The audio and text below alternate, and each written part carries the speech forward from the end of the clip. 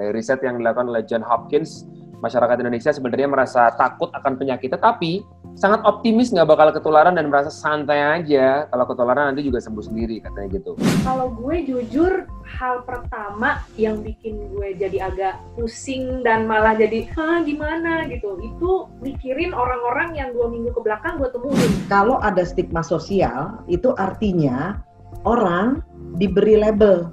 Iya, di labeling. Stereotip, didiskriminasi, betul, diperlakukan secara terpisah, gitu ya, atau mengalami kehilangan status karena ada kaitannya dengan penyakit itu. Sebelum nonton videonya, jangan lupa untuk subscribe, like, and comment di channel YouTube-nya Female Radio. Dari riset yang dilakukan oleh John Hopkins, masyarakat Indonesia sebenarnya merasa takut akan penyakit, tetapi sangat optimis nggak bakal ketularan dan merasa santai aja. Kalau ketularan nanti juga sembuh sendiri, katanya gitu. Padahal faktanya di Jakarta aja katanya ada jumlah kasus konfirmasi positif versus populasi di Jakarta setidaknya 1 dari 117 orang sudah terkonfirmasi pernah atau sedang terinfeksi COVID-19. Nah, kalau kita bicara mengenai inner circle, yaitu yang mungkin terdiri dari orang-orang yang memang terdekat dalam kehidupan kita, ada keluarga, pasangan, teman, kolega, relasi pekerjaan, dan teman-teman di komunitas. Jadi menurut seorang antropologis dari Inggris, namanya Robin Dunbar, ini rata-rata jumlah inner circle kita adalah sekitar mungkin 150 orang atau mungkin bisa sedikit lebih kalau hidup dalam lingkungan dengan sistem kekerabatan yang cukup erat ya. Artinya setiap orang paling enggak punya 1 atau 2 orang yang berada dalam inner circle-nya yang pernah atau sedang terinfeksi COVID-19. Nah, jauh-jauh nih, sahabat kita di Female Radio juga sempat terinfeksi COVID-19 dan kemarin sempat menjalani perawatan di Wisma Atlet. Yang pertama kita ngobrol sama Nisa Hutasuhut, untuk berbagi pengalamannya sebagai COVID survivor, dan tentunya kita ditemani juga sama Mbak Neno atau Retno Dewanti Purba dari Joy Parenting dan juga founder dari Sau Psychological Services. Itu boleh diceritain nggak nih kalau nggak keberatan? Dari pertama kali bergejala sampai akhirnya lo bisa isolasi mandiri di Wisma Atlet. Waktu itu awalnya tanggal 11 September, itu hari Jumat. Sore-sore gitu pas di kantor tuh rasanya badan kok nggak enak ya gitu, agak gremet-gremet kayak mau masuk angin gitu. Akhirnya minta izin pulang cepet waktu itu. Mas, gue pulang cepet ya, gue rada gak enak badan nih gitu. Oh yaudah oke. Sabtunya demam tuh sampai 38 komaan lah gitu. Terus akhirnya minum obat terus tidur. Minggunya udah ngerasa enakan gitu. Tapi badan tuh linu-linu semua. Awalnya gue pikir ini mungkin karena udah masuk tanggal-tanggal mau datang bulan gitu. Jadi gue santai-santai aja gitu. Udah akhirnya Senin masuk kantor, Selasa di rumah kerja, Rabu gue masuk lagi masih dengan keadaan badan linu-linu, tapi di Rabu itu radang tenggorokan, nelen sakit. Terus sebenarnya gue juga udah agak curiga kan, kenapa ya kok begini gitu. Plus dapat kabar tiba-tiba kalau beberapa minggu yang lalu tuh ada saudara datang ke rumah, suami istri kan yang datang, suami istri yang si suaminya positif COVID. Pas begitu radang, pas dengar kabar, aduh jangan-jangan gue nih yang dapet nih gitu kan. Ya udah akhirnya ngobrol-ngobrol sama suami, gimana kalau swab antigen dulu ya, pulang kantor langsung swab antigen, hasilnya negatif. Cuma sebenarnya gue masih agak ragu. Kamis gue anosmia tuh hilang rasa sama nggak bisa cium bau. Makin lah udah curiga 90%, wah ini kayaknya COVID nih. Akhirnya ya udah deh nih, kita cari-cari tempat buat swab deh. Akhirnya Sabtu swab, Minggu keluar hasil sudah positif. Gitu. Pilihannya sebenarnya 2, lo bisa isoman di rumah atau akhirnya lo memutuskan untuk ke Wisma Atlet atau ke rumah sakit rujukan. Saat itu keputusan lo ke Wisma Atlet itu kayak gimana? Jadi sebenarnya begitu gue sudah dinyatakan positif itu, suami langsung lapor ke puskesmas gitu. Jadi dia memang nyimpen nomor puskesmas Cempaka Putih, kan domisili gue di Cempaka Putih. Jadi dia langsung lapor ke Pak RT dan ke puskesmas. Oke. Nah dari situ puskesmas juga sebenarnya udah langsung nyaranin, Pak gimana kalau misalkan si ibu dibawa ke Wisma Atlet ya. Gue jujur pada saat itu kayak takut, enggak sendirian, ntar dulu deh gitu. Nunggu hasil suami dulu karena dia Seninnya, anak dan suami Seninnya dia mau swab kan. Selasa keluar tuh hasilnya, suami gue positif, anak gue negatif. Udah tuh lapor lagi ke puskesmas. Ya udah kita bawa ya gitu. Kita langsung bawa ke Wisma Atlet ya, ibu dan bapak. Nah, gue masih ragu nih, masih agak kayak, aduh, ntar dulu gitu. Karena, jadi kan gue di rumah tinggal berempat, gue, suami, anak, dan mertua kan. Gitu. Nah, si mertua ini pas diajak mau swab di hari Senin, dia ragu, mungkin kayak takut gitu. Terus ya udah akhirnya dibujuk, akhirnya dia mau juga swab tuh hari Rabu dia swab, keluar hari Jumat hasilnya dia juga negatif. Selama dari hari Sabtu sampai hari Jumat gue dan suami isolasi mandiri itu, gue dan suami di kamar atas, anak dan mertua di kamar bawah. Kita emang udah pisah, tapi kamar mandinya tuh di bawah masih bareng.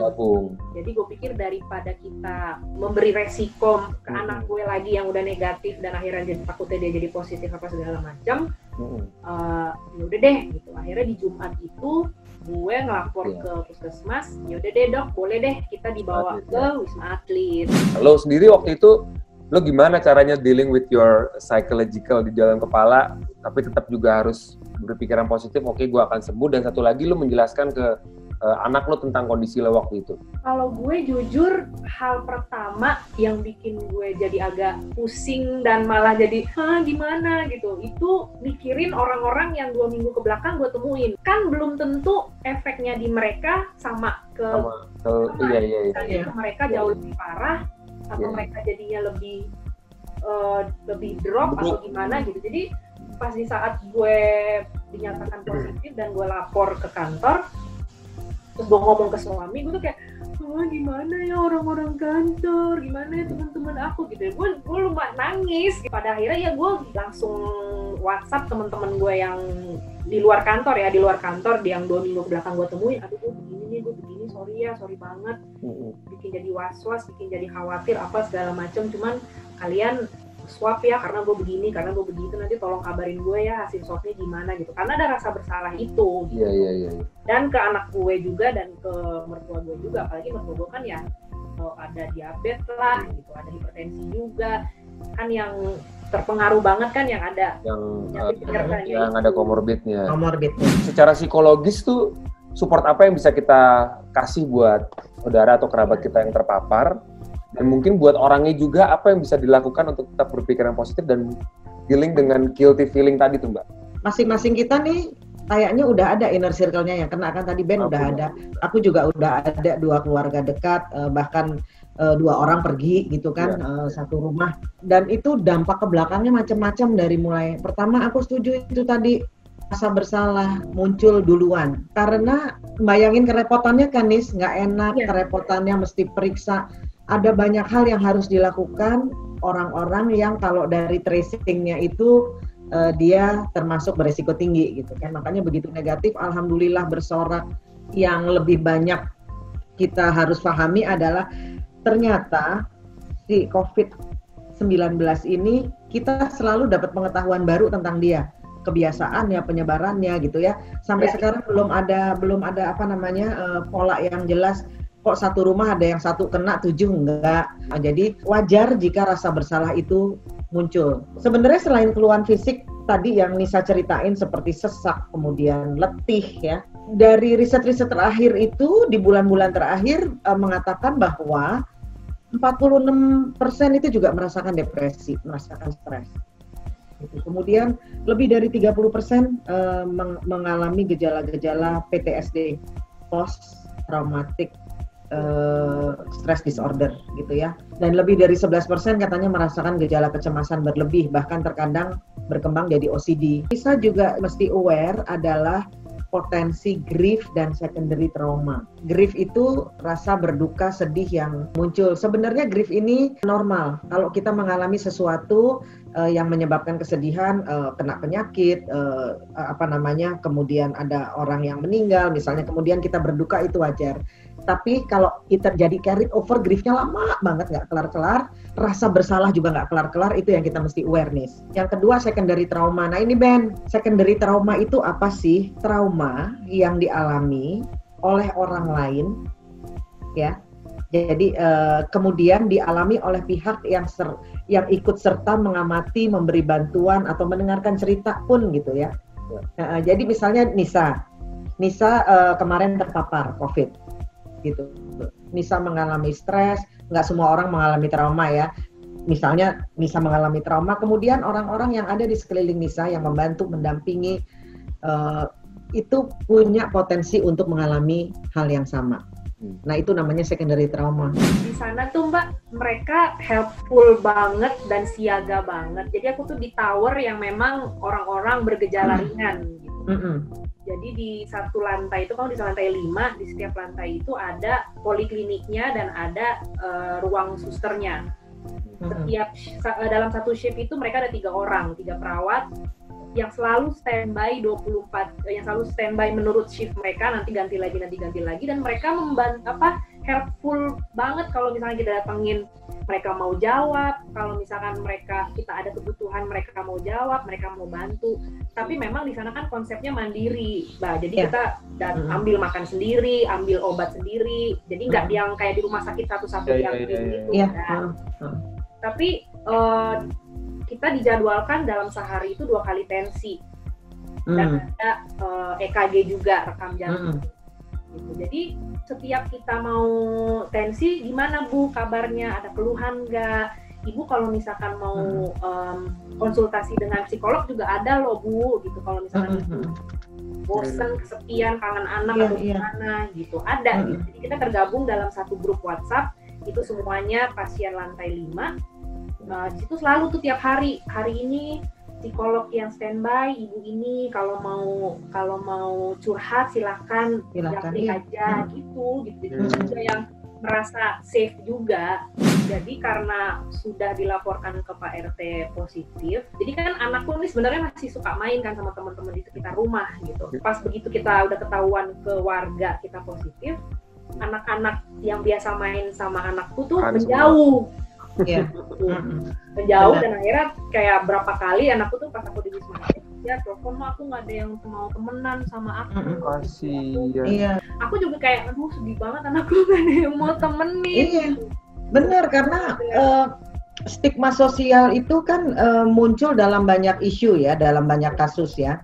Stigma sosial itu dalam konteks kesehatan itu sebenarnya merupakan asosiasi atau hubungan yang negatif antara seseorang atau sekelompok orang yang punya karakteristik tertentu dan penyakit tertentu, Ben.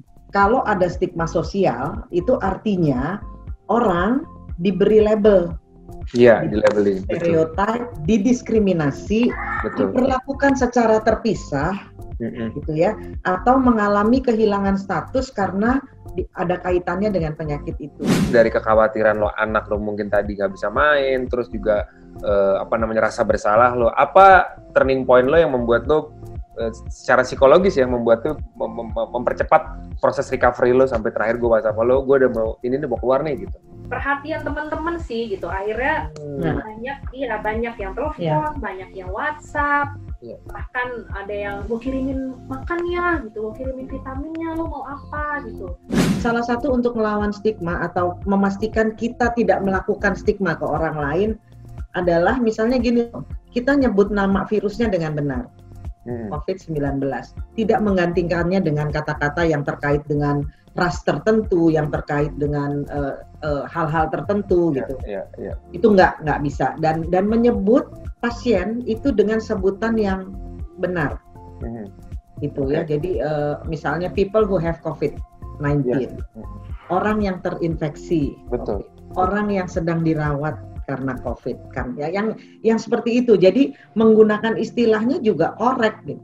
Lalu ya tadi cari informasi yang valid dari sumber yang valid dan hanya menyebarkan informasi yang valid. Itu ngurangin stigma banget. Dan mau, nah ini yang susah, ini agak susah, mau bercapek-capek mengkoreksi atau memberi input pada orang-orang kalau kita lihat ada orang yang ngasih stigma.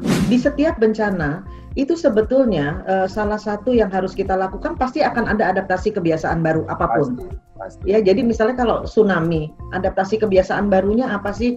Kita tidak tinggal di pantai, kemudian kita di rumah sudah menyiapkan.